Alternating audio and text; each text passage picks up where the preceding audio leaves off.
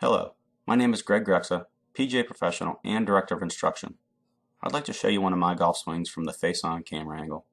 Let's talk today about the key ingredients to help any amateur golfer play better golf and just be more consistent with their ball striking. There are a couple key things that I feel are very, very important to the average golfer, the weekend warrior, to improve their game.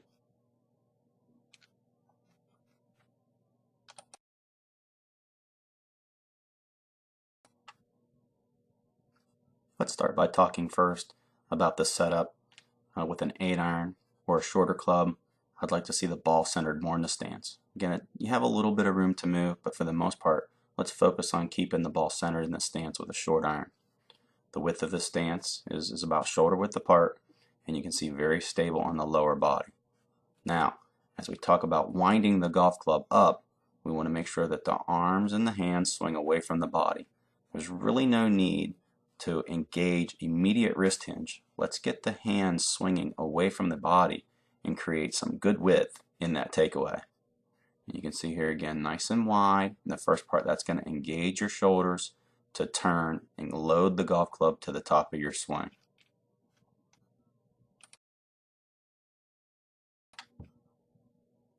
If you can do a good job loading the golf club to the top, it's going to make your downswing or your transition to the downswing much, much easier.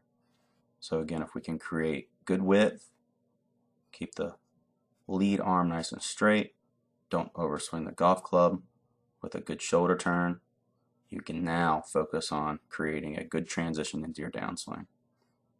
My biggest thing is to load the golf club so well that it actually helps you create more lag in the downswing. Ideally, your hips and lower body are going to gauge, but if you can wind yourself up appropriately, I really do feel that you're going to give your lower body the best chance of starting your downswing. Very passive with your hands in the transition. Let your lower body shift and begin to turn.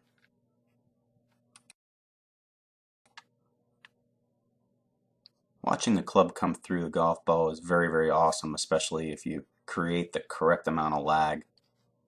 You can see here, let this fade in and out. You can watch the hands pull forward. Now remember, I have to load the club well and transition very smoothly for this to happen. If I don't get wide in the backswing and I cast my hands at the top, my hands cannot pull and release through the bottom to hit down and through the golf ball. These are the key ingredients to getting good compression on the ball. Load it up, create a lot of lag, get effective hip turn, and you can compress the golf ball.